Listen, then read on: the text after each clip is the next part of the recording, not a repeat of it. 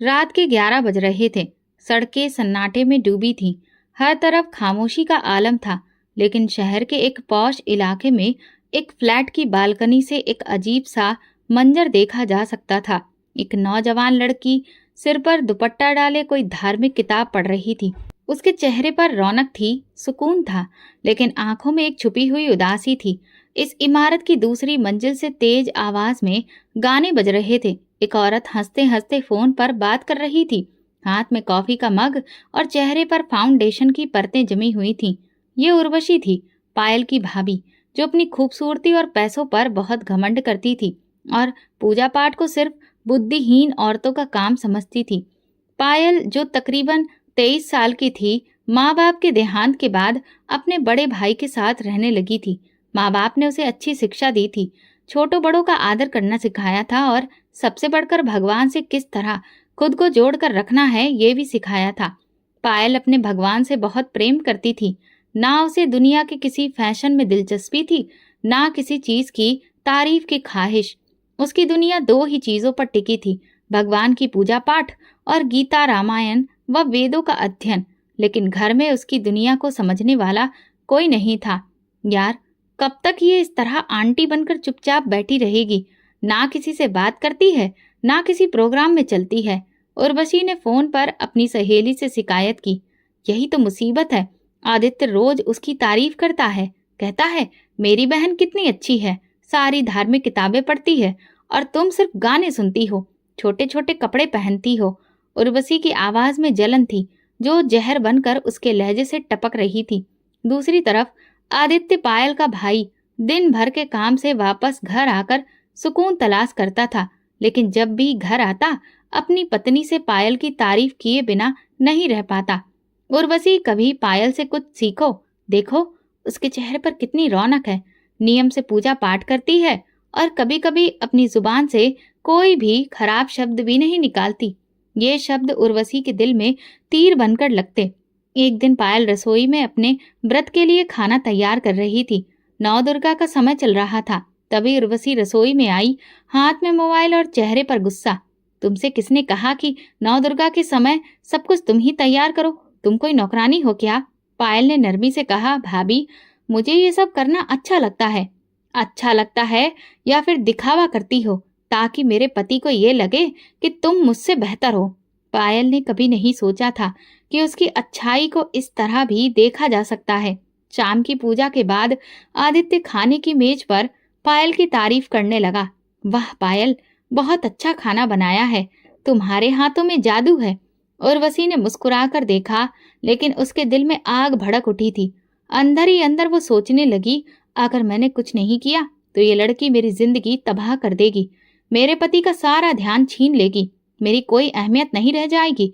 उस रात उर्वशी देर तक जागती रही। उसके मन में कई तरह की योजनाएं बनती रहीं। उसे अब पायल की सादगी से नफरत हो चुकी थी। उसे वो सब एक दिखावा लगने लगा था। अगली सुबह पायल हर रोज की तरह मंदिर के सामने बैठकर रामायण पढ़ रही थी। उसी वक्त आदित्य उठा और ये सब देखने लगा।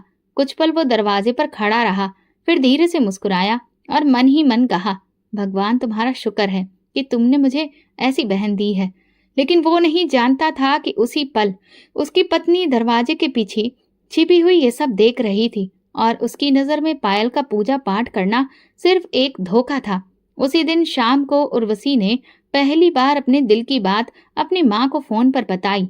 माँ, मुझे लगता है आदित्य की बहन मेरे पति को मुझसे दूर कर रही है। वो हर बात में उसकी तारीफ करता है। मैं बहुत थक गई हूँ। काश आदित्य को उसकी सच्चाई दिखे, वरना मेरी शादी हाथ से निकल जाएगी। ये शब्द उर्वशी के लिए वो चाबी साबित हुए जो एक अंधेरे दरवाजे को खोलने वाली थी। रात का पिछला पहर था, मगर उर्वशी के मन में एक पल के लिए भी सुकून नहीं था। वो करवटें बदलती रही। उसके दिल में एक ही ख्याल था, अब पायल को सबकी नजरों से गिराना है, खासकर आदित्य की नजरों से। अगली सुबह उर्वशी ने रोज की तरह नाश्ता बनाया, लेकिन आज उसके रवैये में नरमी थी। उसने पायल से प्यार भरे लहजे में कहा, जिससे पायल थोड़ी हैरान हुई, मगर वो अपनी भाभी की बातों का बुरा नहीं मानती थी। पायल, छत पर जाकर कपड़े डाल दो, रस्सी पर धूप अच्छी निकली है, जल्दी सूख जाएंगे। उर्वशी ने धीरे से कहा। पायल मुस्कुराकर बोली, जी भाभी। मैं अभी डाल देती हूँ। वो धीमे कदमों से ऊपर गई, चेहरे को दुपट्टे से ढक लिया और कपड़े हाथ में लिए रस्सी पर लगाने लगी। हल्की हल्की हवा चल रही थी, आसमान पर हल्के बादल थे। वो अपनी धुन में मगन थी। नीचे उर्वशी की आंखों में अजीब सी चमक थी। उसने तुरंत मोबाइल उठाया और आदित्य को कॉल मिलाई। आदित्य ऑफिस जाने से पहले कमरे में ही मौजूद था। आदित्य, ऊपर छत पर देखो, तुम्हारी बहन बराबर वाले लड़के को चक्कर चलाने के लिए देख रही है। मैं रोज देखती हूँ, लेकिन आज तो हद हो गई। वो छत पर है और वो लड़का दूसरी छत पर खड़ा है। कुछ गड़बड़ है। आदित्य का दिल जैसे धड़कना भूल गया। वो बिना कुछ कहे गुस्से में ऊपर की ओर दौड़ा। उर्वशी पीछे से अपनी आंखों में सुकून लिए मुस्कुरा रही थी। जैसे ही आदित्य छत पर पहुंचा, उसकी सांसें उखड़ गईं, मगर सामने का दृश्य बिल्कुल अलग था। पायल रस्सी पर कपड़े फैला रही थी, चेहरा दुपट्टे से और नजरें झुकी हुई थी। दूसरी छत पर पूरी तरह से खाली थी। ना कोई लड़का था, ना कोई आवाज। वो पल जैसे आदित्य को थाम गया। वो वहीं खड़ा रहा। कुछ देर तक वो पायल को देखता रहा। पायल ने जब भाई के कदमों की आहट सुनी तो तुरंत पीछे हटकर शर्म से नीचे देखने लगी। भैया, कुछ चाहिए था? आदित्य के दिल में एक अजीब सी शर्मिंदगी थी। वो चुपचाप नीचे लौट आया, लेकिन उसका गुस्सा अब किसी और पर था। जैसे ही वो नीचे पहुंचा, उर्वशी बेचैनी से उसका चेहरा देखने लगी। क्या देखा? बोलो, तुम्हारी बहन की असलियत तो सामने आ गई ना? उर्वशी ने ताना मारा। आदित्य दीवार पर हाथ मारते हुए गुस्से से बोला, शर्म करो उर्वशी, तुम्हें क्या हो गया है? वहां कुछ भी नहीं था। मेरी बहन चेहरा ढककर सिर्फ कपड़े डाल रही थी। ये कैसा इल्जाम लगाया है तुमने? क्यों? तुम्हारी सोच इतनी गंदी हो गई है। उर्वशी की आंखों में जैसे शोले भड़क उठे, लेकिन वो जानती थी कि सच क्या था, इसीलिए चुप रही, मगर अंदर ही अंदर जलती रही। पायल जब नीचे आई तो उर्वशी का चेहरा लाल हो चुका था। वो बिना कुछ कहे किचन में चली गई। पायल को अंदाजा हो गया था कि कुछ अजीब जरूर हुआ है, लेकिन वो जानती थी कि खामोशी ही उसका असली हथियार है।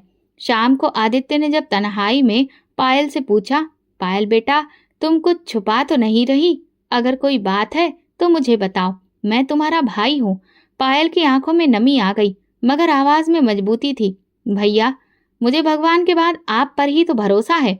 मैं ऐसी वैसी कोई हरकत के बारे में सपने में भी नहीं सोच सकती। अगर कभी गलती हो भी जाए तो सबसे पहले आपको ही बताऊंगी। आदित्य की आंखें नम हो गईं। उसने पायल के सिर पर हाथ रखकर कहा, मैं जानता हूँ, मेरी बहन का दामन पाक है। किसी के झूठे शब्द मेरे यकीन को कमजोर में नहीं कर सकते। उस रात उर्वशी ने सोचा था कि शायद उसका वार कामयाब होगा, मगर जो बात झूठ पर टिकी हो वो सच के सामने हमेशा हार जाती है। इस नाकामी ने उर्वशी के दिल में एक और जहर भर दिया था, और इस बार वो जहर और भी ज्यादा खतरनाक होने वाला था।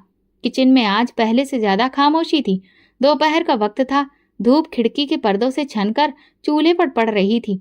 उर्वशी सब्जी काट रही थी और पायल रोटियां बनाने की तैयारी कर रही थी। उर्वशी के चेहरे पर संजीदगी छाई थी। उसने आज दिल में कुछ ठान लिया था। पिछली कोशिश में वो बुरी तरह नाकाम हुई थी। पायल का कद कम होने की बजाय आदित्य की नजरों में और बढ़ गया था।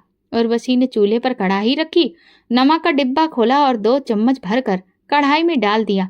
फिर मिर्च निकाली और बिना नापे 2 चम्मच उसमें भी डाल दी। कढ़ाई से तेज खुशबू के साथ तीखी मिर्च की महक उठने लगी। पायल ने जब सब्जी की खुशबू महसूस की तो हैरत से बोली, भाभी, लगता है मिर्च थोड़ी तेज हो गई है। उर्वशी ने हल्की मुस्कान के साथ कहा, नहीं पायल, मैंने सब नाप कर डाला है, तुम्हें गलतफहमी हो रही है। पायल ने आगे कुछ नहीं कहा।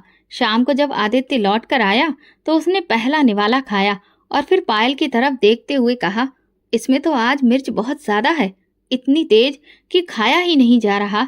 इससे पहले कि पायल कुछ कहती, उर्वशी ने तुरंत बोलना शुरू कर दिया, आदित्य, मैंने तो सिर्फ रोटियां बनाई हैं, सब्जी तो पायल ने बनाई थी, शायद उससे गलती हो गई होगी। पायल ने आंखें झुका ली।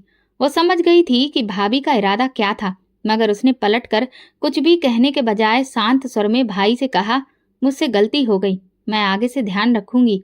आदित्य ने पायल की ओर देखा और बोला, लेकिन तुम तो रोटियां सेक रही थी ना? पायल ने मुस्कुराकर जवाब दिया, भाभी थोड़ा बिजी थी, इसलिए मैंने ही कहा कि मैं ही सब्जी बना लेती हूँ, लेकिन मसाले का मुझे अंदाजा नहीं रहा।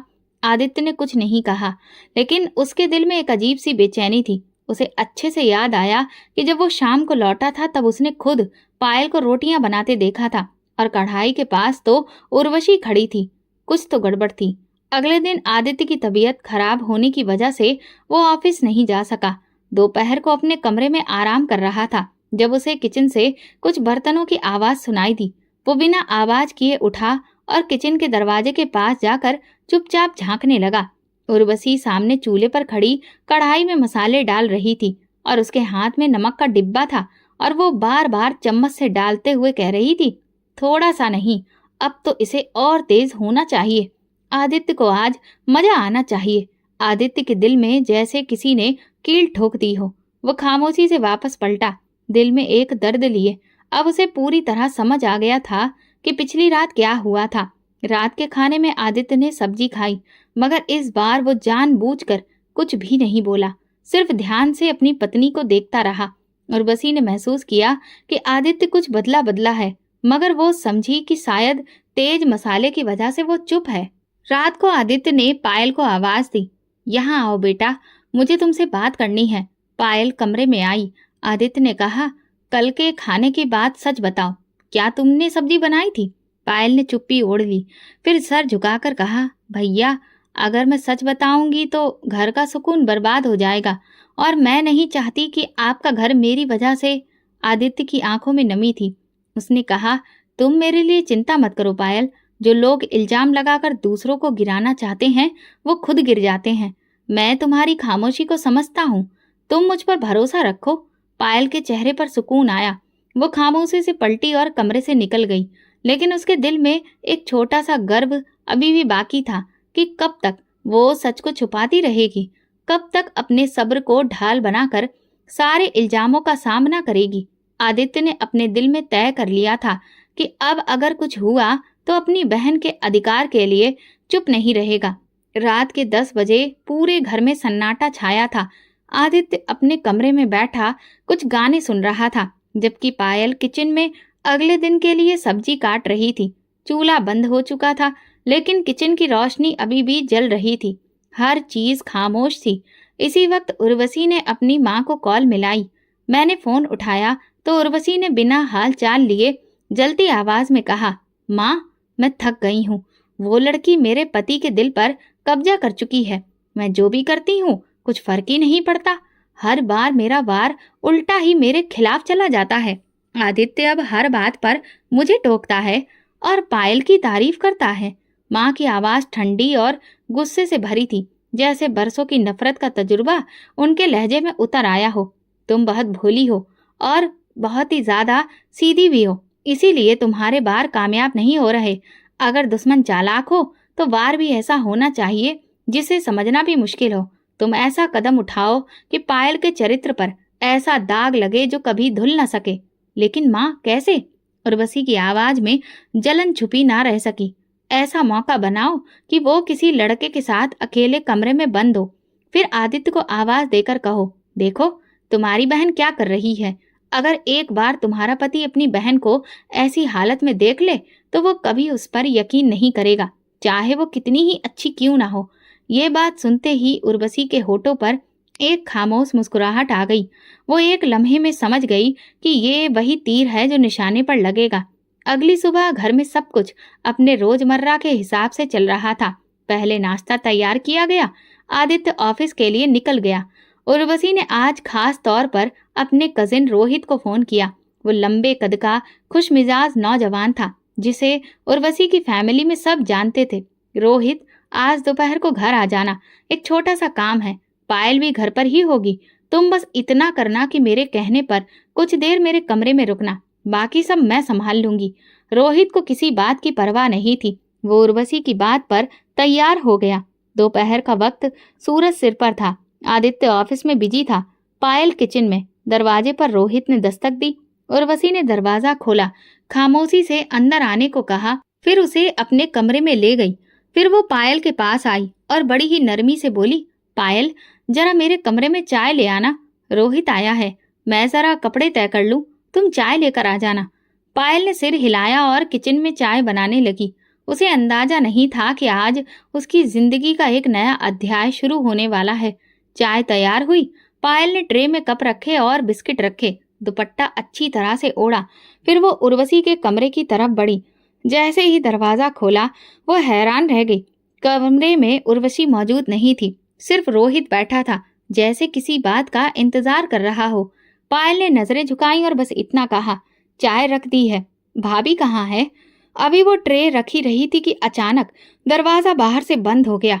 वो चौंकी। उसने दरवाजे को झटका दिया, मगर वो बंद हो चुका था। वो समझ गई कि कुछ गड़बड़ हो गई है। इसी वक्त उर्वशी ने आदित्य को फोन किया। आदित्य, भगवान के लिए जल्दी घर आओ, तुम्हारी बहन का असली चेहरा तुम्हें दिखाना है। वो रोहित के साथ मेरे कमरे में बंद है। आदित्य के हाथ से फोन छूट गया। उसकी सांसें रुक गईं, जैसे शरीर का खून एक पल को जम गया हो।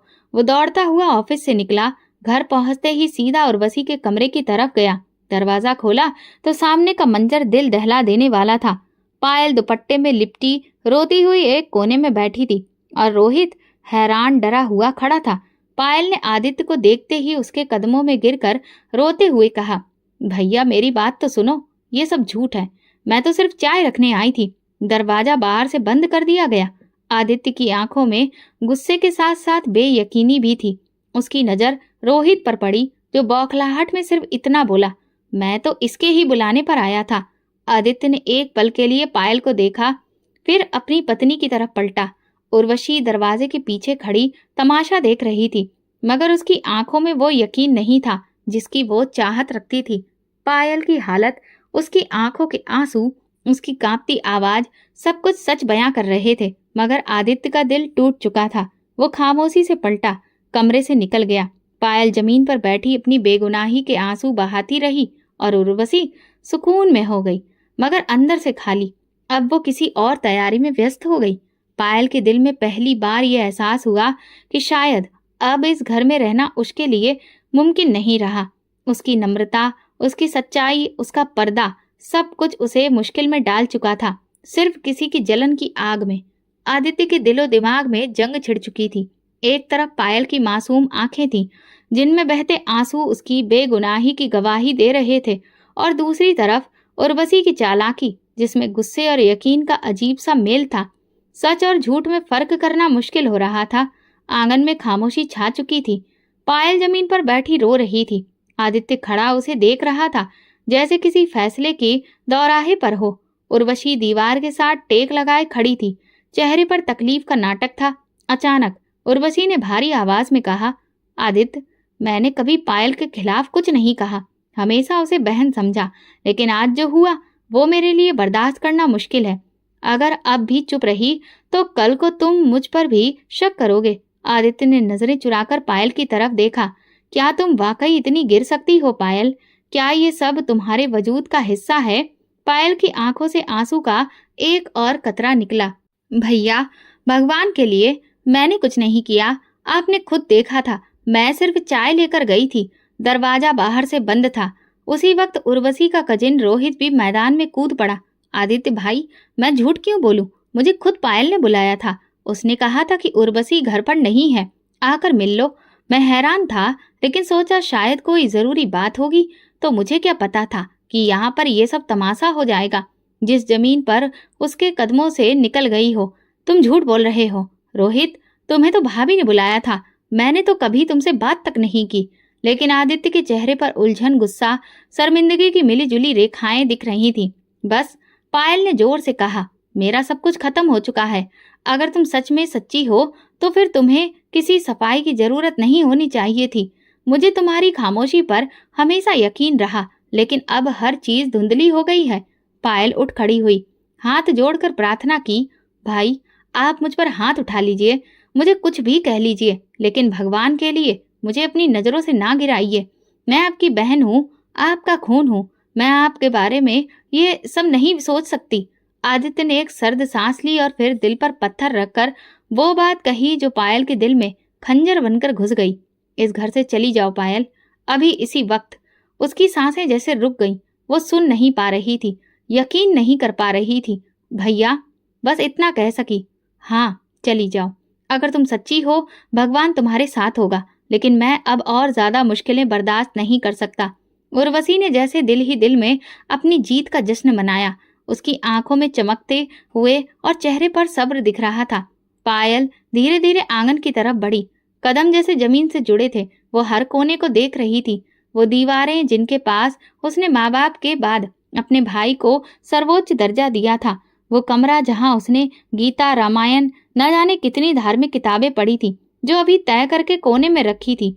वो दरवाजे तक पहुंची, अपना दुपट्टा ठीक किया, एक आखिरी नजर आदित्य पर डाली, जो दरवाजे के पीछे खड़ा पत्थर बना था। भगवान गवाह है, मैं बेगुनाह हूँ। अगर मैं झूठ बोल रही हूँ तो मेरी जिंदगी बर्बाद हो जाएगी, लेकिन अगर मैं सच्ची हूँ तो मेरा भगवान मुझे वो इज्जत देगा जो इस घर में छीन ली गई। उसके शब्द हवा में गूंजते रहे, लेकिन आदित्य ने दरवाजा खोल दिया और एक लम्हे में बंद कर दिया। पायल बाहर खड़ी थी, सर पर धूप, दिल पर भारी दुख और आंखों में वो उम्मीद जो सिर्फ एक भगवान से की जा सकती थी। उसने आसमान की तरफ देखा और वो प्रार्थना करती रही, अब तुम ही मेरे सहारा हो भगवान। जब सब छोड़ देते हैं तो तुम ही हाथ थाम लेते हो। मुझे थाम लो, मैं बहुत अकेली हूँ। और दरवाजे के अंदर ऐसा लग रहा था कि जैसे कोई ठहाके लगा रहा था। दरवाजे के बंद होते ही पायल की आत्मा पर जैसे कोई पत्थर गिर पड़ा। वो ताकत इकट्ठा करके खड़ी रही, लेकिन उसे लग रहा था कि जैसे उसके शरीर में जान नहीं रही हो। पीछे से दरवाजे की कुंडी घूमने की आवाज आई और फिर अंदर से हल्की गूंज उठी, जैसे उसके जख्मों पर नमक छिड़क गया हो। कुछ लम्हे बाद दरवाजा एक बार फिर खुला। उर्वशी गुस्से से बाहर निकली और पायल के बालों को जोर से पकड़कर सीढ़ियों की ओर घसीटा।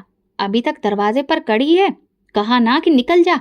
और हाँ, एक बात याद रख, अब तू खुद को बहुत अच्छा बताती है ना, तो जा अपने भगवान से मदद मांग, वही देगा तुझे छत, रोटी और इज्जत। पायल ने उर्वशी की आंखों में झांका, मगर उसमें इंसानियत की झलक नहीं थी, सिर्फ जहर भरा था। उर्वशी को धक्का देकर दरवाजे से नीचे धकेल दिया। पायल का दुपट्टा जमीन पर गिरा, मगर उसने उसे फौरन उठाकर अच्छे से लपेट लिया, जैसे इज्जत का आखिरी हिस्सा बचा रही हो। सीढ़ियां उतरते हुए उसकी आंखों में धुंध छा गई। दरवाजे से कुछ दूरी पर एक फुटपाथ के किनारे बैठकर आसपास गाड़ियां, बच्चे, ढेर सारी आवाजें थीं, लेकिन पायल को सिर्फ अपने अंदर की खामोशी सुनाई दे रही थी। उसने कोई भीख नहीं मांगी, ना किसी को रोका, ना किसी से मदद मांगी। वो बस एक कोने में चुपचाप बैठ गई, सिर झुकाया और अपने भगवान का नाम लेना शुरू कर दिया। हे भगवान, तुम जानते हो, मेरा दिल, मेरा चरित्र, मेरी नीयत सब तुम्हारे सामने है। मैं किसी का बुरा नहीं चाहती, किसी का हक नहीं मारा, फिर ये सजा क्यों? रात का अंधेरा छा रहा था, लेकिन पायल की आंखों में रोशनी थी। उसने धीरे से अपने थैले से वो धार्मिक किताबें निकाली जिसे वो हमेशा अपने पास रखती थी, और फुटपाथ पर एक तरफ बैठकर उसे पढ़ने लगी। उसकी आंखों से आंसू बहते रहे। पास से गुजरने वाले लोग रुक रुक कर उसे देखने लगे। कुछ लोग उसके लिए प्रार्थना कर रहे थे, तो कुछ सिर्फ तमाशा देख रहे थे। लेकिन एक बूढ़ी औरत पास आकर एक थैली में रोटी और सब्जी रखी और धीरे से बोली, बेटी, मुझे नहीं पता तुम पर क्या बीती है, लेकिन तुम जैसी बेटियों को भगवान कभी अकेला नहीं छोड़ता। ये लो, कुछ खा लो। पहले नजर उठी और नरम लहजे में कहा, मैं भीख मांगने वालों में से नहीं हूँ। बस जो कुछ आपने दिल से दिया है, भगवान उसी में मुझे शांति देगा। बूढ़ी औरत ने आंखों से उसे आशीर्वाद दिया और आगे बढ़ गई। इसके बाद कई लोग वहां रुकने लगे। कोई पानी की बोतल लाकर रख गया, कोई बिस्किट, कोई रुपया। पायल किसी को भी नहीं रोकती, किसी से बात नहीं करती, सब कुछ खुद ब खुद उसके पास आता रहा। वो रात फुटपाथ पर कुछ नहीं, लेकिन पायल को एक लम्हे के लिए भी सुकून महसूस नहीं हुआ। वो जानती थी कि उसके और उसके भगवान के बीच कोई नहीं है। सुबह होते ही उसने भगवान को पूजा और लोग उसे पहचानने लगे। वो लोग जो रोजाना उस रास्ते से गुजरते थे, उन्हें उसमें कुछ अलग नजर आने लगा। न कोई फरियाद, न शिकायत, न दुनिया का लालच, बस एक सुकून, एक सच्चाई जो चेहरे पर लिखी थी। एक नौजवान लड़की जो यूनिवर्सिटी जाती थी, रोज सुबह उसके पास से गुजरती थी, रुकती, मुस्कुराकर देखती और कुछ फल रख जाती। एक सब्जी बेचने वाला हर शाम उसे थैला दे जाता, जिसमें दिन भर की बची हुई मगर साफ सुथरी सब्जियां होती। धीरे धीरे पायल की खामोशी, उसकी पूजा पाठ, उसका मजबूत किरदार, इन सब ने लोगों के दिलों को जीतना शुरू कर दिया था। लेकिन अंदर कहीं वो दर्द, वो चोट, वो जख्म अभी भी ताजा थे। भाई का मुंह मोड़ना, भाभी की साजिशें और दरवाजे का बंद हो जाना, ये सब एक कहानी थी जो उसके दिल में भगवान से प्रार्थना करते वक्त बार बार वो दोहराती थी। लेकिन उसने हार नहीं मानी। वो दुनिया वालों से नहीं, सिर्फ अपने भगवान से जुड़ी थी। जिसका सहारा भगवान है, उसकी राह चाहे कितनी भी अंधेरी हो, उसे रोशनी मिल ही जाती है। सुबह की रोशनी फैल चुकी थी, आसमान साफ चढ़ रहा था। पायल आज भी पूजा पाठ में बिजी थी। रोजाना कोई न कोई खाने पीने की चीज रख जाता, लेकिन आज का दिन कुछ अलग था। दूर से पुलिस की गाड़ी की आवाज सुनाई दी। कुछ देर के बाद 2 पुलिस वाले जोर से आवाज लगाने लगे, सब लोग फुटपाथ खाली करें, यहाँ बैठना गैर कानूनी है। अगर 2 मिनट में सामान नहीं समेटा तो जब्त कर लिया जाएगा। लोग जो इधर उधर बैठे थे घबराकर उठने लगे। पायल ने अपने सामान को समेटा और धीरे धीरे उठ खड़ी हुई। एक पुलिस वाला उसके पास आकर बोला, अरे मैडम, यहाँ पर कोई दरबार नहीं लगा है, उठो यहाँ से। अच्छे से जवाब दिया पायल ने। जी, मैं जा रही हूँ, भगवान आपका भला करे। वो आगे बढ़ गई। पायल ने अपने कुछ बर्तन, चादर, थैले उठाए और बिना किसी मंजिल के वो चल पड़ी। धूप तेज हो चुकी थी, कमजोर शरीर में, हालांकि जुबान पर जिक्र जारी था भगवान का। वो शहर के किनारे पर पहुंची, जहां एक छोटी सी नहर बहती थी। नहर के किनारे हरे भरे पेड़ थे। ठंडी फिजा का एहसास। पायल ने एक पेड़ के नीचे बड़े पत्थर पर बैठकर गहरी सांस ली। 2 दिन से कुछ खाया ही नहीं था, शरीर कांप रहा था, होंठ सफेद थे, लेकिन ईमान वैसा ही मजबूत था। उसने नहर के पानी से अपना मुंह धोया, जैसे कि खुद को सुकून दे रही हो। फिर उसने चादर बिछाई, दुपट्टा ठीक किया और फिर से वो माला जपने लगी। उसके आंसू मिट्टी में जमा हो रहे थे, लेकिन उसके दिल को यकीन था कि भगवान उसके साथ है। उसे काफी तेज भूख लग रही थी, लेकिन उसे अपने भगवान पर भरोसा था। अभी वो भगवान से प्रार्थना कर ही रही थी कि अचानक उसे अपने पांव पर किसी चीज के लगने का एहसास हुआ। उसने आंखें खोली तो सामने दुबला पतला कुत्ता खड़ा था, लेकिन उसके मुंह में एक पॉलीथीन थी। कुत्ता खामोशी से उसके पास आया और वो पॉलीथीन उसके सामने रखकर पलटा और वापस जंगल की तरफ चल दिया। पायल हैरान होकर कुछ पल उसे देखती रही। फिर उसने झांकते हुए पॉलीथीन खोली तो अंदर 2 रोटियां और सब्जी की खुशबू भरी हुई थी और एक बर्तन था। वो हैरान रह गई, उसकी आंखों से आंसू बहने लगे। भगवान, तुम तो सच में बहुत उदार हो। तुमने आज एक कुत्ते के जरिए भी मेरी प्रार्थना सुन ली। उसने वो खाना खाया, मगर हर निवाले से पहले भगवान को धन्यवाद करती रही। उसने पेड़ के पास ही एक कोने में मौजूद सूखे पड़े पत्तों को जमा किया और 2 चंद बांसों को उसने पास से उठाया और फिर उनको साथ में बांधकर एक झोपड़ी बना ली और उस पर चादर तान दी। अब उसका नया ठिकाना बन गया था नहर के किनारे। उसने खुद से सोचा, अगर भगवान की यही इच्छा है कि मैं यहीं पर रहूं, तो मैं कहीं नहीं जाऊंगी और ना किसी से सहारा मांगूंगी। शाम ढलने लगी, परिंदे अपने घोंसलों को लौट रहे थे। नहर की सतह पर सूरज की किरणें झिलमिल हो रही थीं और उन किरणों के दरमियान एक सादी सी लड़की झोपड़ी के साए में बैठी अभी भी गीता पढ़ रही थी कि उसी वक्त उसे पास में एक औरत की चीखें सुनाई दी। पायल ने नजर उठाई तो सामने एक औरत खड़ी थी। गोद में उसके तकरीबन 5 साल का बच्चा था, जो बुखार से तप रहा था। चेहरा लाल, सांस भारी और आंखें बंद। बेटा, भगवान के वास्ते मेरे बेटे को देख लो, 3 दिन से बुखार हो रहा है। उसे दवा भी दी, डॉक्टर को भी दिखाया, लेकिन कुछ नहीं हुआ। किसी ने कहा कि तुम बहुत पूजा पाठ करती हो और भगवान तुम्हारी सुनता है। तुम्हारे पास कुछ ऐसे मंत्र हैं जिन्हें पढ़कर तुम कुछ भी कर सकती हो। मेरी उम्मीद अब बस तुम ही हो। पायल ने चौंक कर औरत की तरफ देखा। उसे समझ नहीं आया कि वो ये सब क्यों कह रही है, लेकिन उसके दिल में एक हल्की सी लहर उठी, जैसे कि भगवान ने उसे एक नई जिम्मेदारी दे दी हो। देखो बहन, मैं कोई बाबा या ओझा नहीं हूँ और ना ही मैं इस तरह का कोई चमत्कार कर सकती हूँ। ये तो सिर्फ भगवान के ही हाथ में है। औरत ने आंखों से आंसू बहाए और कहा, मुझे कोई फर्क नहीं पड़ता, बस तुम एक बार देख लो, शायद मेरे बच्चे का दर्द कम हो जाए। पायल ने बच्चे को नरमी से देखा, उसके माथे पर हाथ रखकर आंखें बंद की। अब तक उसने जो भी मंत्र, वेद, पुराण, गीता पढ़ी थी, वही सब दोहराने लगी और धीरे धीरे बच्चे के माथे को चूम लिया और अपनी प्रार्थना में उसे भगवान के हवाले कर दिया। फिर आंखें खोल दी। माँ, मेरे बच्चे, तुझे होश आ गया? बच्चा अपनी माँ को देखकर मुस्कुराया और उनके गले लग गया। औरत की खुशी बेकाबू हो गई। वो रोते रोते पायल के कदमों में बैठ गई। तुम तो फरिश्ता हो बेटी, भगवान ने तुम्हें मेरे बेटे के लिए भेजा था। पायल ने उसे उठाया, नरमी से कहा, मैं कोई फरिश्ता नहीं हूँ, मैं तो बस एक आम इंसान हूँ। इस वाक्य के बाद नहर के किनारे हवा में एक नई सरगोशी शामिल हो गई। लोग कहने लगे, वो लड़की जो पेड़ के साथ में बैठी है, वो चमत्कारिक है। वो कुछ ऐसे मंत्र पढ़ती है कि सब ठीक हो जाता है। अगले दिन एक और औरत आई अपने पति के लिए प्रार्थना करवाने के लिए। फिर एक नौजवान अपनी माँ को लाया जो जोड़ों के दर्द से जूझ रही थी। पायल हर एक के लिए वही सब करती और धीरे धीरे वहां लोग जुड़ने लगे। पहले 5, फिर 10, फिर 20 लोग रोज आते। कुछ चुपचाप बैठ जाते, कुछ अपने दिल का दुख सुनाते, कुछ प्रार्थनाएं करते। पायल ने कभी पैसे नहीं मांगे, ना किसी से कोई चीज मांगी, लेकिन उसकी अच्छाई अब लोगों के दिलों में घर कर रही थी। एक दिन एक शख्स आया, हाथ में एक फलों की टोकरी थी। मेरे पैर सुन्न हो जाते हैं। तुमने जब से मेरे सर पर हाथ फेर दिया, मैं बिना छड़ी के चलने लगा हूँ। ये कुछ फल हैं मेरे पास, तुम पर भगवान की मेहरबानी है, ये तुम अपने हाथ से खाओ। तुम्हारी सारी प्रार्थनाएं वो मानता है। पायल ने टोकरी ली और उन्हें आशीर्वाद दिया। आधे फल आगे बढ़ा दिए। शाम होते होते नहर के किनारे छोटा सा मजमा लग जाता था। लोग खामोशी से आते, अपनी बारी का इंतजार करते और पायल हर एक के लिए इस अंदाज में प्रार्थना करती थी। लेकिन इस शोहरत के साथ साथ कुछ लोगों की नजरों में अब जलन भी उतरने लगी थी। वहीं उर्वशी जो शहर में अपनी मायके के घर आई थी, वहां पर वो अपनी सहेली से एक दिन मिलने गई और अपनी सहेली से सुन बैठी कि पायल नहर के किनारे लोगों को आशीर्वाद देती है।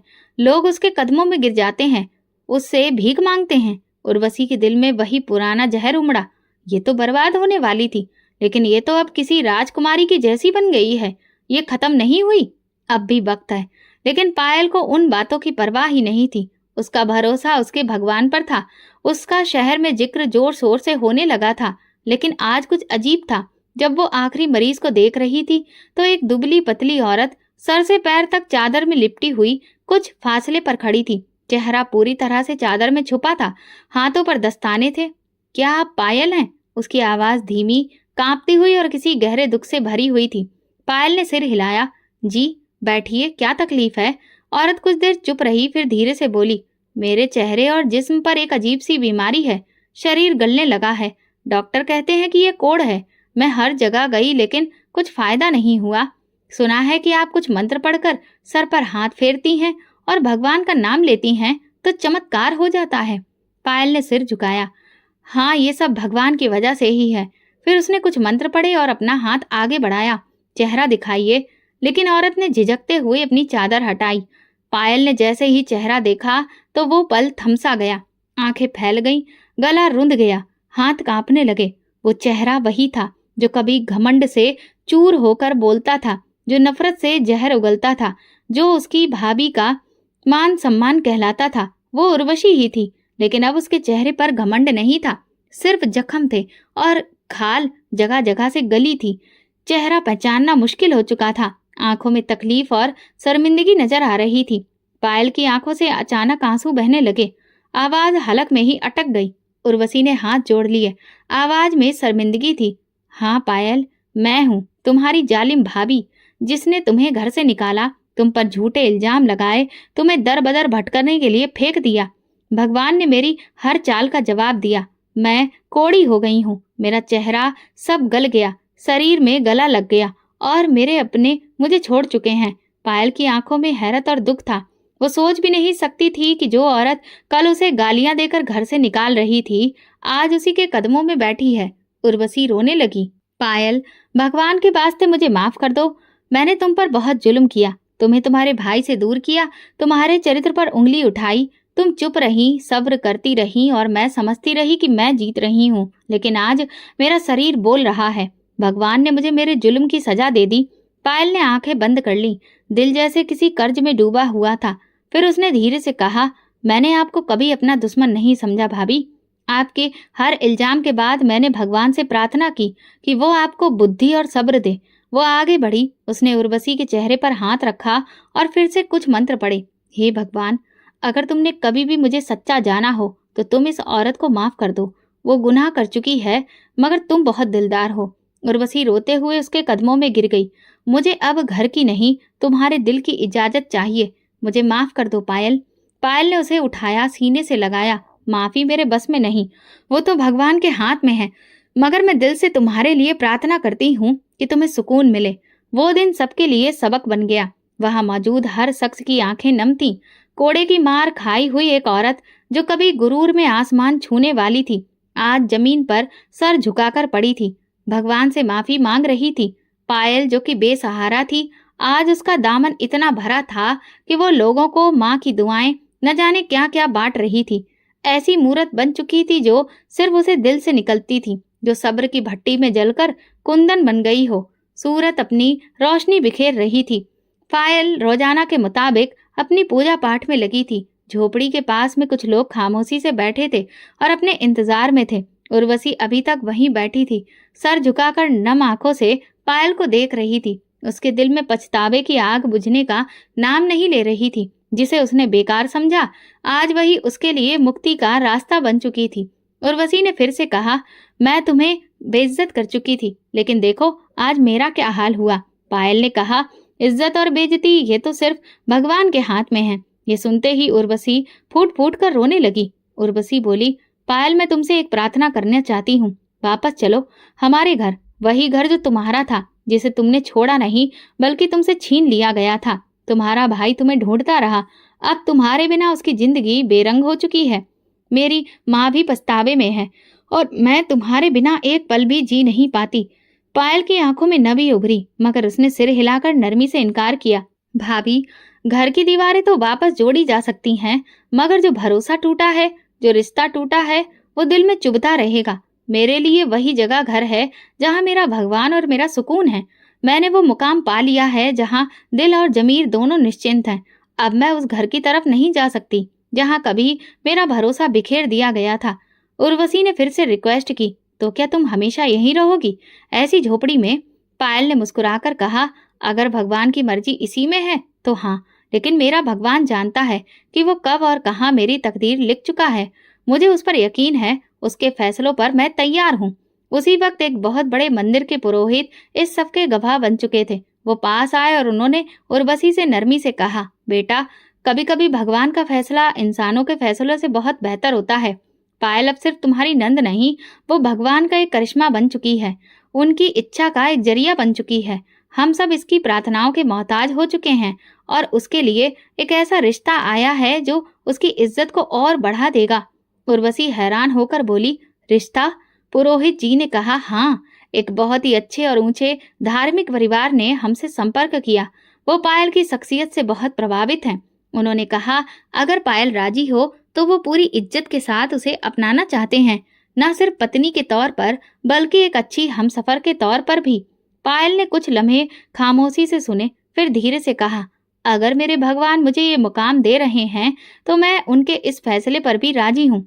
मुझे इज्जत के साथ नई जिंदगी मिलेगी तो मैं इनकार नहीं करूंगी।